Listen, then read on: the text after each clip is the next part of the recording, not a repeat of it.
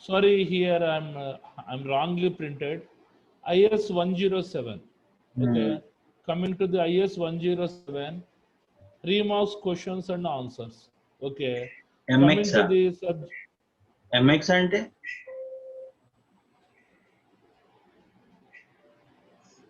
Hello.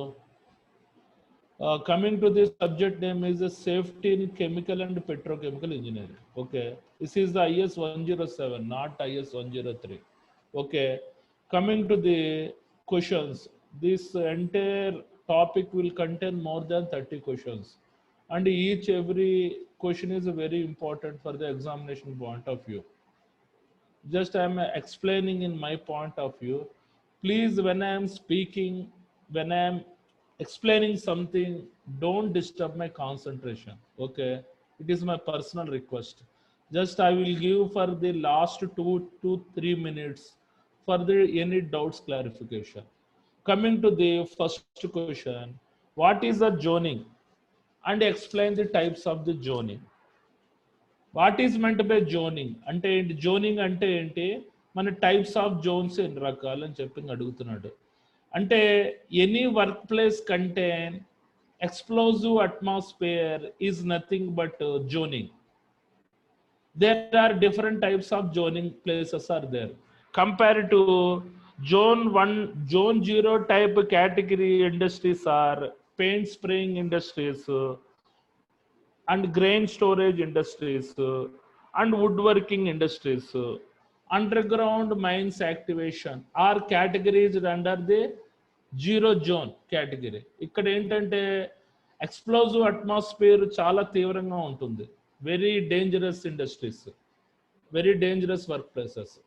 Coming to the zone 1 category types of industries are oil and gas plants like refinery plants, your chemical industries are categorized under the zone 1 type of the industries.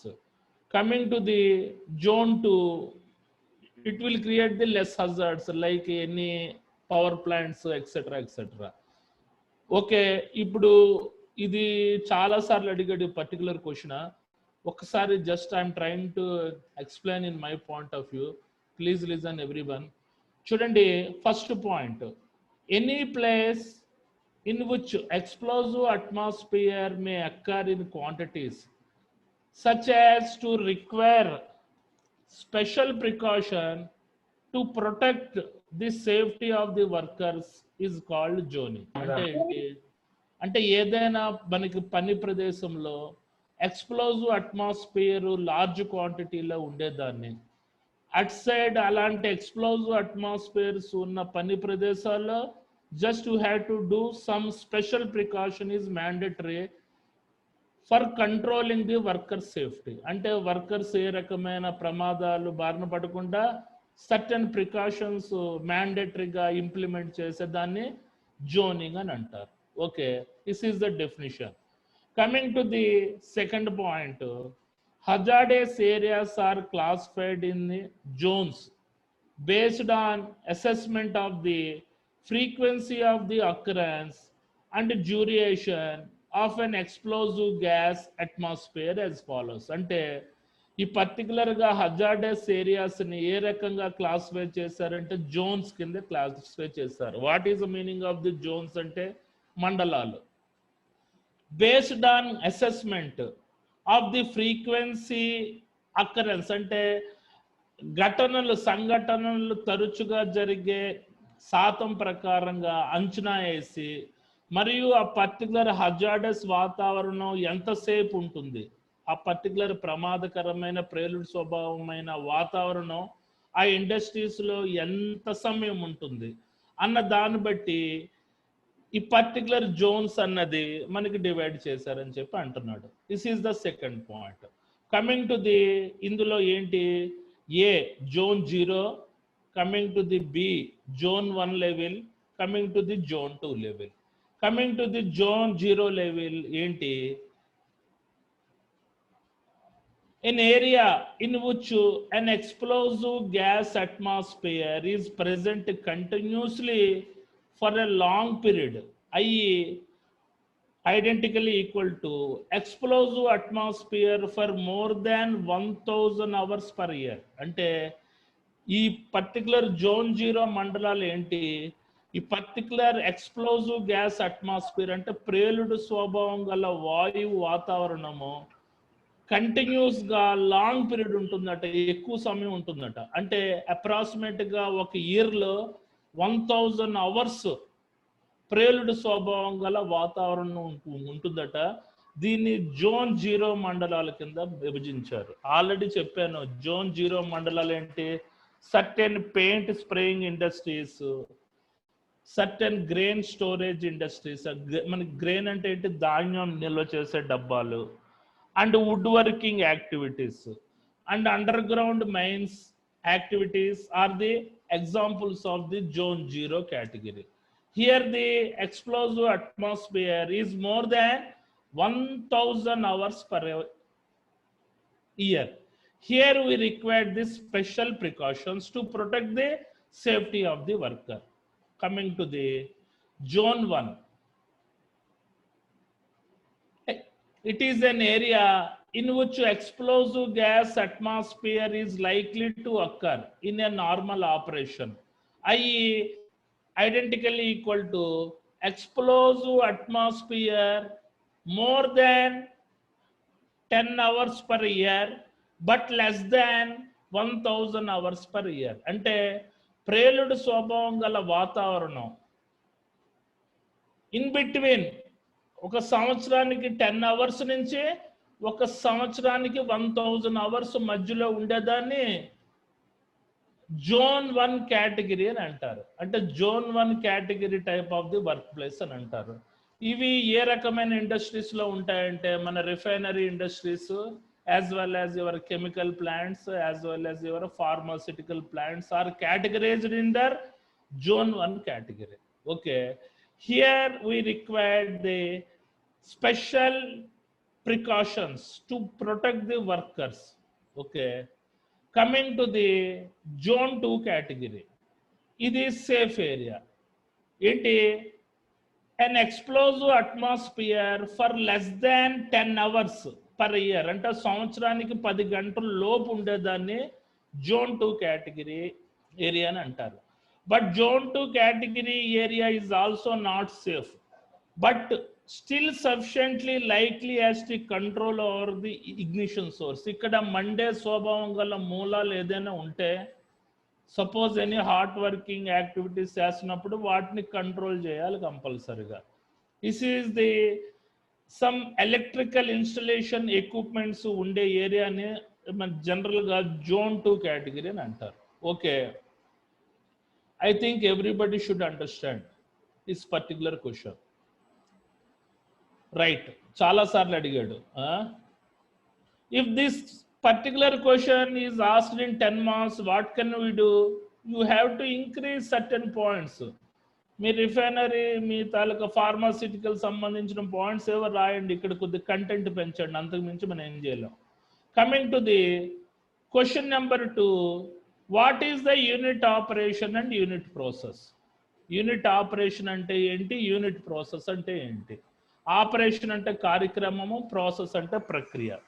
Okay, coming to the unit operation involve a physical change or chemical transformation such as the separation, crystallization, evaporation, filtration, polymerization and other reactions. అంటే జనరల్గా unit ఆపరేషన్స్లో ఏ అంశాలు కలిగి ఉంటాయి అంటే, physical change అంటే భౌతిక పరమైన మార్పు ఉంటుందట పర్టికులర్ మెటీరియల్స్లో, or chemical transformation. What is the meaning of the chemical transformation అంటే రసాయనిక పరమైన పరివర్తన కూడా ఉంటుందట.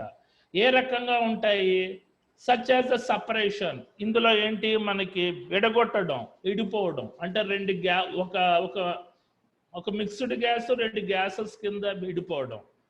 Coming to the crystallization, what is the meaning of the crystallizations? అంటే స్ఫటికీకరణ చెందడం, అంటే ఒక స్ఫటికాలు మాదిరిగా విడిపోవడం. కమింగ్ టు ది ఎవాపరేషన్ అంటే ఏంటి, ఆవిరి అవ్వడం. Filtration. What is the meaning of the filtration? అంటే వడకట్టడం.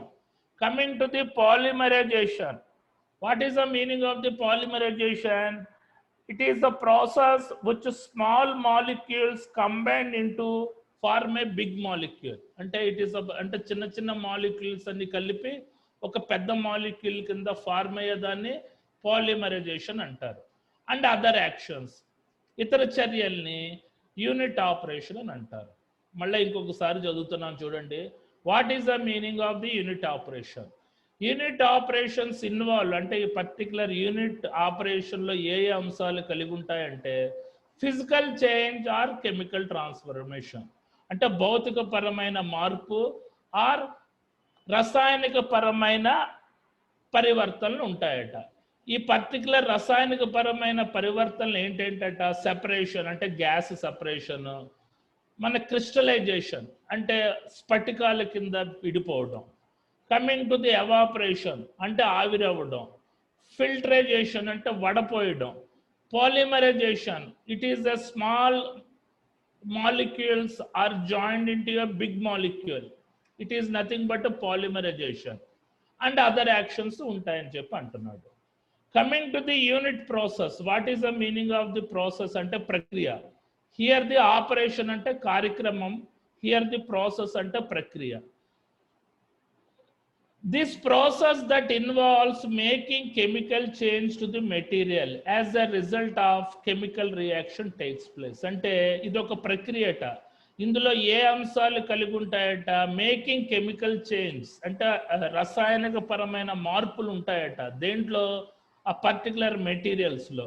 As the result of the chemical reaction takes place అంటే ఈ రసాయనిక పరమైన మార్పులు ఎప్పుడు వస్తాయట? ఆ పర్టికులర్ మెటీరియల్స్లో ఏమైనా రసాయనిక పరమైన చర్యలు జరిగినప్పుడు రసాయనిక పరమైన మార్పులు వస్తాయని అంటున్నాడు.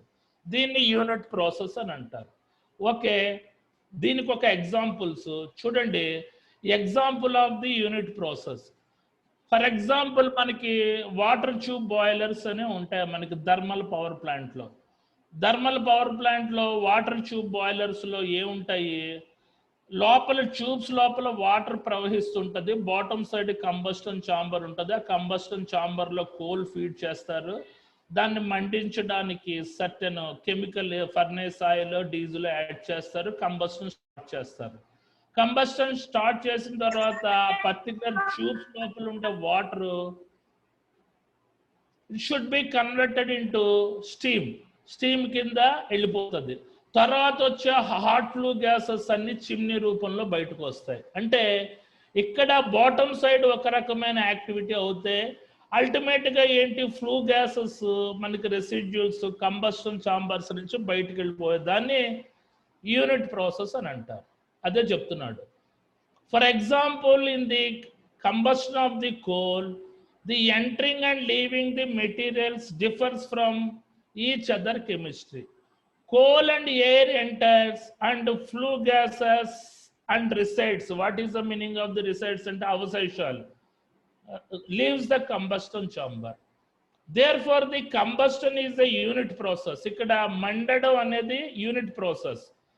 Where unit process are also referred as the chemical conversion. Ante ee particular unit process ni rasayanika paramaina marpudlanu kuda antaru annamata. Ante bottom side నువ్వు కోల్ తోటి మండిస్తే చిమ్నీ ద్వారా హాట్ ఫ్లూ గ్యాసెస్ అదర్ రిసైడల్స్ వెళ్తున్నాయి. It is the example of the unit process. అంటే ఈ particular definition క్లియర్గా అర్థం కాకపోతే this is the example for the unit process. Okay, ఈ రెండు కొద్దిగా డిఫికల్ట్గా ఉన్నాయి. Unit operation, unit process by heart like this only. First question looks somewhat easy, but second questions look somewhat typical. Coming to the what is the meaning of the fire tetrahedron? This is the fire tetrahedron symbol. మీకు fire triangle గురించి తెలుసు. ఇప్పుడు fire tetrahedron అంటే అగ్ని కదలిక యొక్క చతుర్ముఖి. It has the 4 faces. ఏది? ఒకటి హీటు, 2 ఫ్యూయల్, 3 ఆక్సిజన్. ఈ మూడిటి ద్వారా కెమికల్ రియాక్షన్స్ జరిగితే దాన్ని ఫైర్ టెట్రాహెడ్రన్ అంటారు. where the heat fuel oxygen is required for the initial starting of the fire, but the chemical chain reaction is required for the combustion. అంటే ఆ particular flame ఇగరస్ గా పెరగడానికి it required the chemical chain reaction. ఈ మూడిటి ద్వారా ఈ particular chemical chain reaction అనేది వస్తుంది. ఇది ఇప్పటికీ ఆల్మోస్ట్ 3 to 4 టైమ్స్ అడిగాడు. అడిగినప్పుడు మీరు ఈ పర్టికులర్ ఇలాగా ఫైర్ టెట్రాహైడ్ అని ట్రయాంగిల్ వేసి ఈ పాయింట్స్ జనరేట్ చేశారంటే just you will get out of 3 out of 3 వచ్చేస్తుంది. Okay, coming to the what is the fire tetrahedron అని అంటే అగ్ని కదలిక యొక్క చతుర్ముఖి అంటే ఏంటి? Tetrahedron means that fire will have a 4 faces. It is nothing but a fire tetrahedron.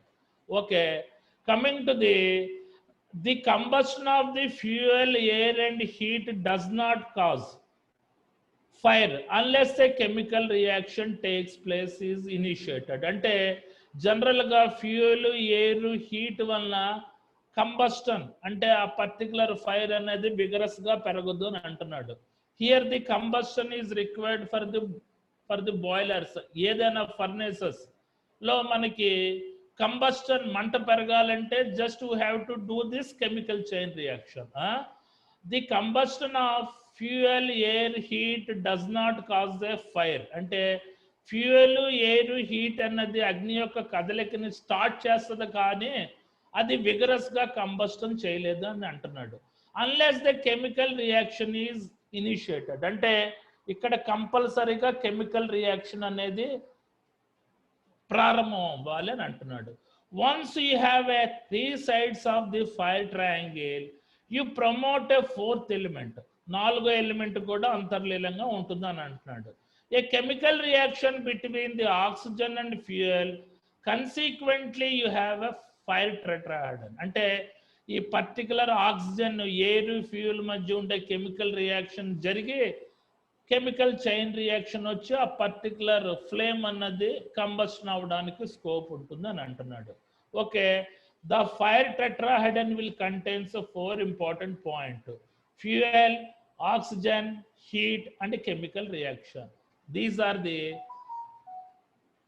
Important fire tetrahedron elements. Those are heat, fuel and oxygen. ఈ మూడిటి ద్వారా ఒక కెమికల్ చైన్ రియాక్షన్. ఏం లేదు, ఇలాగ ట్రయాంగిల్ వేయండి బొమ్మ, ఈ మధ్యలో కూడా ఇంకొక ట్రయాంగిల్ వేసేయండి, ఇక్కడ హీట్, ఫ్యూయల్, ఆక్సిజన్ అని చెప్పి రఫ్గా వేసేవచ్చు. That doesn't matter. Coming to the next 4th question, what is the purpose and objectives of the work permit system? ఇది అందరూ రాసేవచ్చు. అంటే పర్మిట్ వర్క్ సిస్టమ్ యొక్క ప్రయోజనాలు ఏంటి, పర్మిట్ వర్క్ సిస్టమ్ యొక్క ఆబ్జెక్టివ్స్, లక్ష్యాలు ఏంటి అని అడుగుతున్నాడు. కమింగ్ టు ది పర్పస్ అంటే పర్మిట్ వర్క్ సిస్టమ్ యొక్క పర్పస్ అంటే ప్రయోజనం చెప్తున్నాడు. Coming to the first point, the permit work is an operational document prepared by a responsible person who is familiar with work procedures, hazards and all necessary precautions, and who has carried out through assessment of this situation. Ante what is the meaning of this first point? The work permit anedi oka operational document, ante idi oka karyacharana patramu ani antunnadu. Prepared by a responsible person, ante oka బాధ్యత తగినమైన ఈ వ్యక్తి ఈ work permit system ని design చేస్తాడని అంటున్నాడు. Who is the familiar with the work procedures and hazards and all necessary precautions and who has carried out throughout the assessment of this situation. అంటే ఈ work permit లో different types of work permits లో ఏ ఏ అంశాలు పొందుపరచాలి అన్నది ఒక familiar person అనే వ్యక్తి, అంటే జనరల్ మేనేజర్ కేటగిరీలో ఉన్న వ్యక్తి డిజైన్ చేస్తాడు.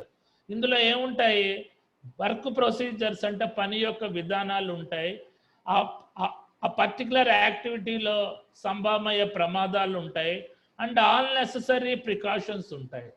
And who has carried out the assessment of this situation అంటే ఆ పరిస్థితిని అంచనా వేసి దానికి తగ్గట్టు ఏ పర్మిట్ ఇవ్వాలో అన్నది అంశాలు కూడా అందులో ఉంటాయి. For example, if a person is doing అంటే ఒక వ్యక్తి కన్ఫైన్డ్ స్పేస్లో దూరి హార్డ్ వర్క్ యాక్టివిటీస్ చేయాలి. ఇక్కడ that particular task will require 2 permit. అంటే వ్యక్తి కన్ఫైన్డ్ స్పేస్లో దూరడానికి కన్ఫైన్డ్ స్పేస్ ఎంట్రీ పర్మిట్ తీసుకోవాలి. When ever that person is doing hard work activities అంటే హార్డ్ వర్క్ యాక్టివిటీ పర్మిట్ కూడా 2 తీసుకోవాలి.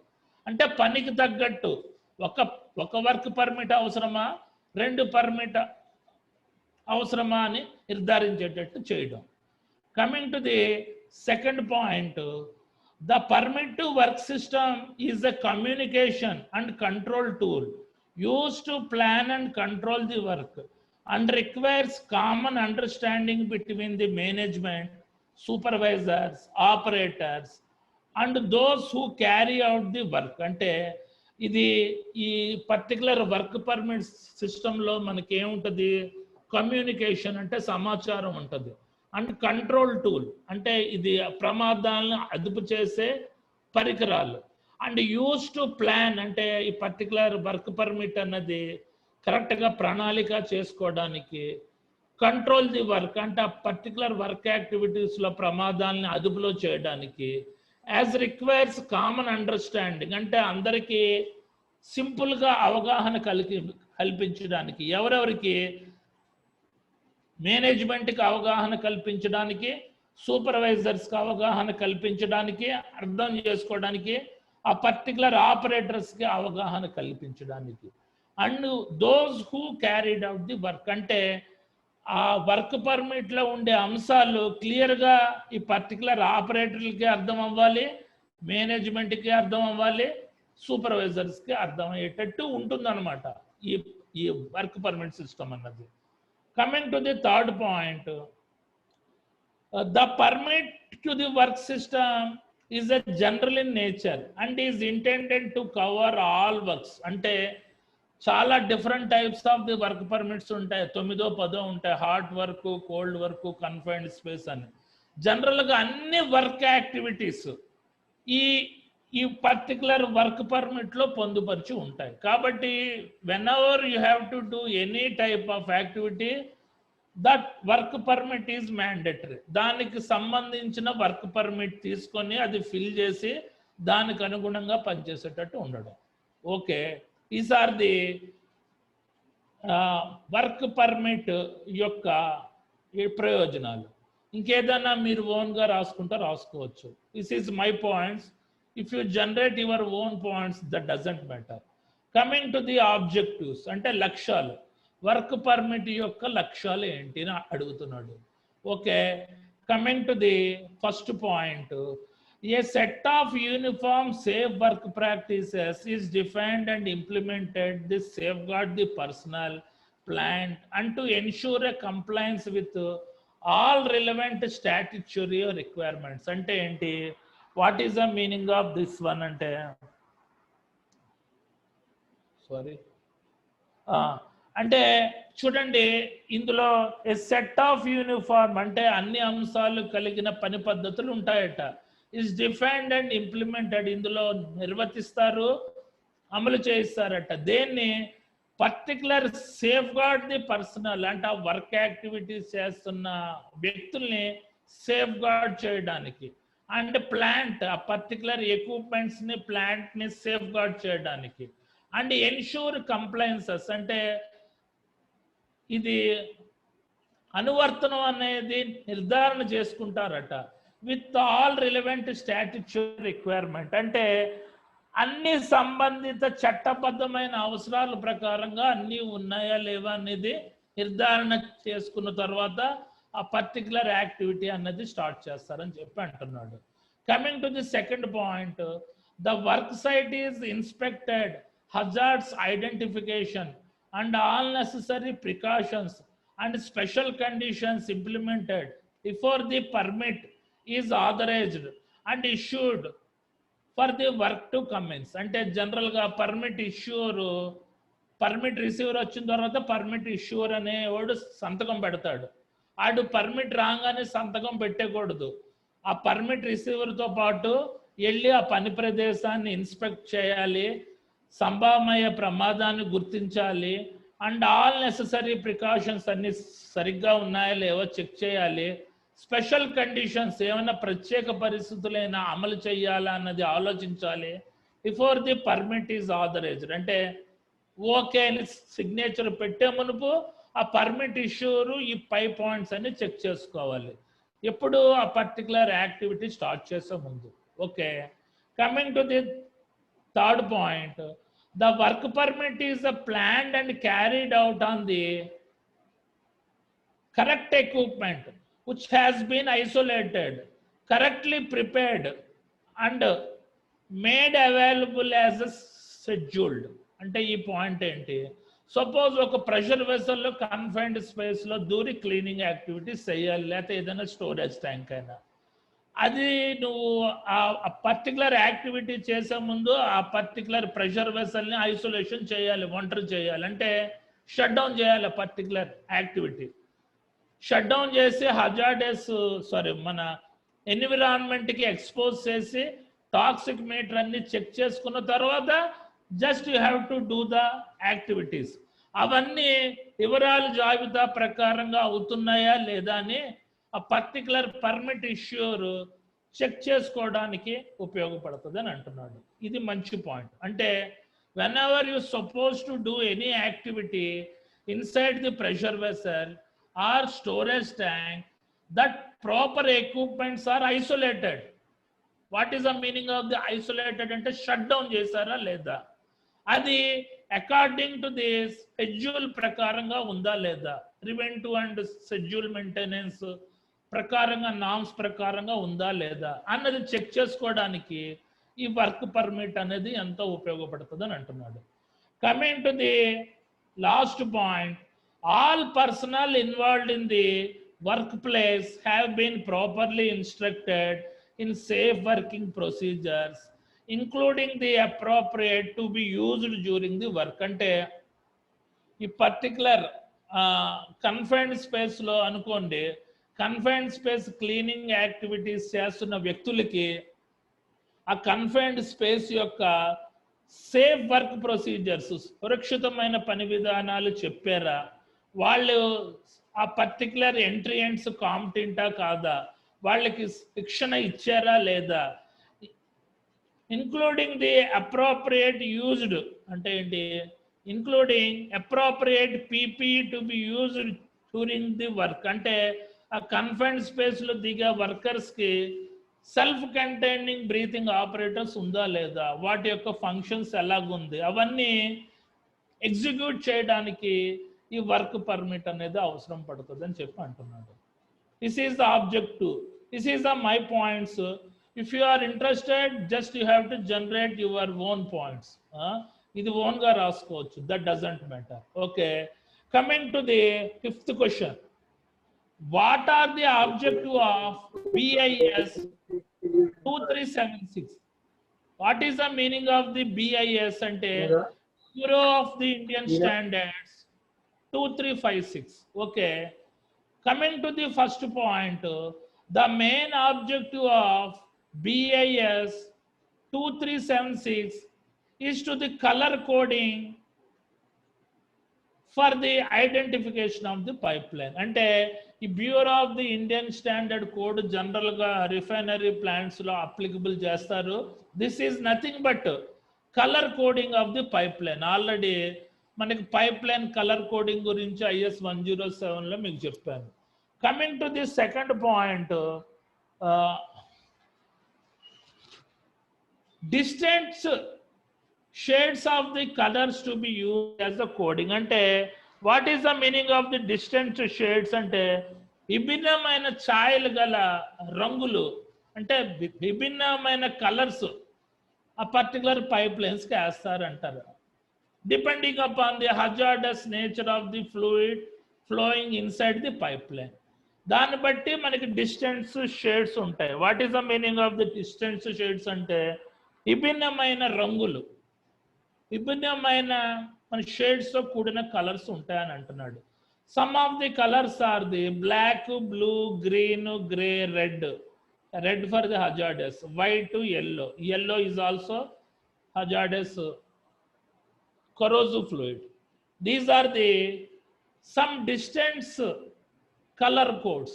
Okay, this content is enough for the 3 marks. If this content ఇది particular 10 marks అడిగాడు అనుకో, అంటే indirect గా అడుగుతాడు question, what are the colour codes of the pipeline అని అండవు, what are the objectives of the BIS 2376 అన్నాడు అనుకో, this is nothing but a bureau of the Indian standard, this main objective is the colour coding of the pipeline. అలాగ అర్థం చేసుకొని మీరు answer రాయాల్సి ఉంటుంది.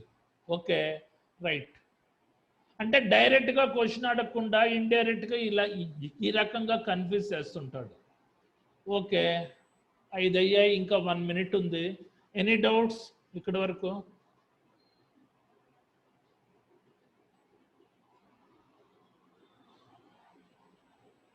Any doubts?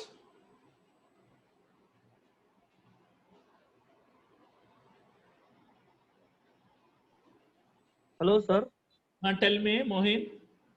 Good evening, sir. Good evening. Sir, how we can assume, sir, black for denoted for which pipe, which gas, and blue for which, and green for which?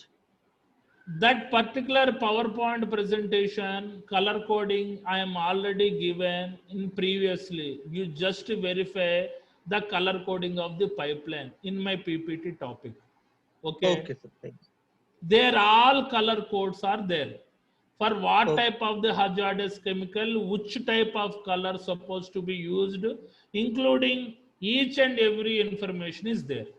Within short 1 minute, I am not supposed to explain that big answer.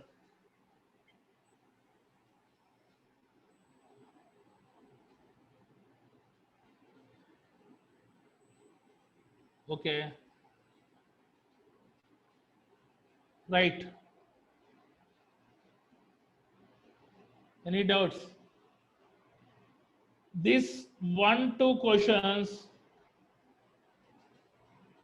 please prepare thoroughly. Here the first question looks some little